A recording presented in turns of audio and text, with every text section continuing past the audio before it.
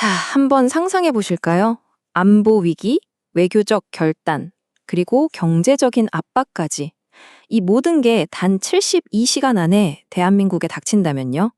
오늘 바로 그 긴박했던 순간들을 따라가 보면서 지금 기로에 선 대한민국의 국가 전략을 한번 짚어보겠습니다. 이 타임라인을 한번 보세요. 와, 정말 숨가쁘게 돌아가지 않았나요? 북한이 미사일을 쏘아 올리고 바로 그날 오후에 대통령은 순방을 떠나고 다음 날엔 전 세계가 한국의 이중 위기를 분석하기 시작합니다. 그러니까 불과 사흘 만에 안보, 외교, 경제 이 세 가지 위기가 한꺼번에 터진 거죠. 자, 그럼 당시 대한민국이 마주했던 이 위협의 핵심, 그게 구체적으로 뭐였는지 크게 두 가지로 나눠볼 수 있습니다. 바로 이겁니다. 한쪽에서는 북한이 제2격, 그러니까 보복 공격 능력을 갖추겠다고 공공연히 말하면서 미사일 도발을 하고 있었고요. 다른 한쪽에서는 저 멀리 중동의 정세 불안이 우리나라의 핵심 공급망, 그 약한 고리를 그대로 드러내버린 상황이었던 거죠. 정말 말 그대로 양쪽에서 압박을 받고 있었던 겁니다. 여기서 숫자를 하나 보여드릴게요. 95%. 이게 뭘 의미하냐면요. 랜드연구소 분석에 따르면 우리나라가 수입하는 원유에 무려 95%가 지금 보시는 저 취약한 호르무즈 해협을 통해서 들어온다는 겁니다. 정말 어마어마한 수치죠? 자, 원유만 문제가 아니었습니다. 이건 더 흥미로운데요. 바로 반도체입니다. 우리나라는 주력 산업이잖아요. 근데 이 반도체 생산에 꼭 필요한 헬륨이라는 게 있는데 그 헬륨의 거의 3분의 2, 그러니까 64.7%를 단 한 나라, 카타르에서 가져오고 있다는 사실입니다. 그러니까 이게 뭘 의미하겠어요? 핵심은 바로 이겁니다. 마땅한 대체제가 없는 상황에서 만약에 이 헬륨 공급에 아주 작은 문제라도 생긴다? 그러면 우리나라의 가장 중요한 산업, 이 반도체 산업 전체가 멈춰설 수도 있다는 그런 무서운 얘기가 되는 거죠. 자, 이렇게 복합적인 위기 속에서 당연히 돌파구를 찾아야 했겠죠. 그래서 대한민국이 눈을 돌린 곳이 있습니다. 바로 남쪽의 새로운 파트너들, 인도와 베트남이었습니다. 이른바 글로벌 사우스로의 전환이 시작된 거죠. 그래서 곧바로 실행에 옮깁니다.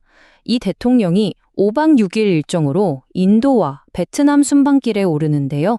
목표는 아주 명확했습니다. 8년 만에 인도를 찾아서 방산, 반도체, 녹색 에너지 협력을 강화하고 베트남에서는 핵심 광물 같은 자원 협력을 다지는 새로운 경제안보 파트너십을 구축하는 거였죠.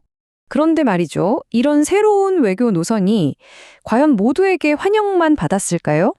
특히 대통령이 소셜미디어를 활용하는 방식을 두고 전문가들 사이에서 꽤나 뜨거운 논쟁이 벌어지기 시작했습니다. 자, 먼저 비판적인 시각부터 한번 보죠. 간사이 외국어대학교의 장부숭 교수 같은 분들인데요. 이분들의 주장은 이렇습니다. 대통령의 이런 SNS 감성 외교는 국가의 품격을 떨어뜨릴 뿐만 아니라 실질적인 국익에도 도움이 되지 않는다는 거죠. 특히 북한의 위협이 이렇게 커지고 있는 마당에 더 신중해야 한다는 목소리였습니다. 반면에 완전히 다른 시각도 있습니다. AOAV, 그러니까 무장폭력 반대 행동 같은 국제단체들인데요. 여기서는 오히려 대통령의 이런 행보를 국제 정의를 위한 용기 있는 입장 표명이다. 이렇게 아주 긍정적으로 평가를 했습니다. 무고한 민간인 희생에 대한 국제사회의 우려를 잘 반영했다는 거죠.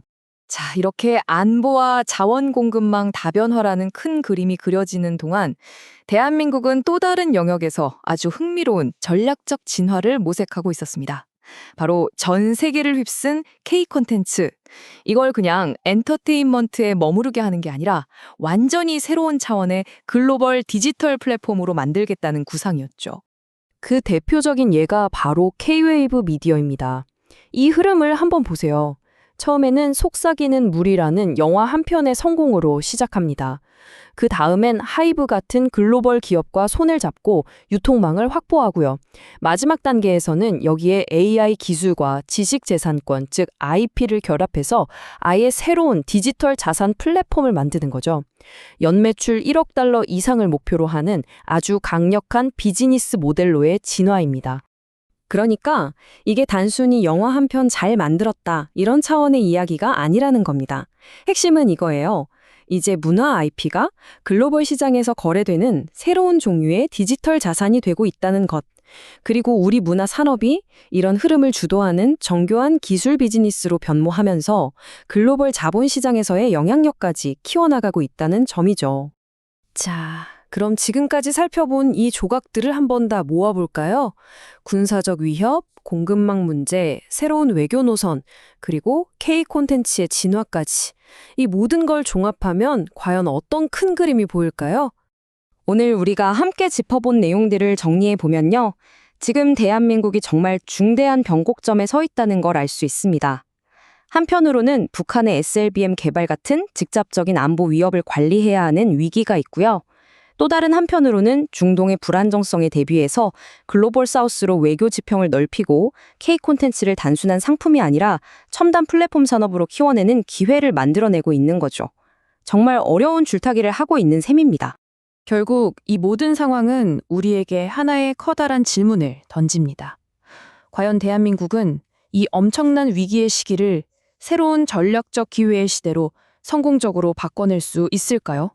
본 내용은 종합 경영 보고서의 일부로 상세한 내용과 구체적인 데이터는 보고서를 통해 확인하시기 바랍니다.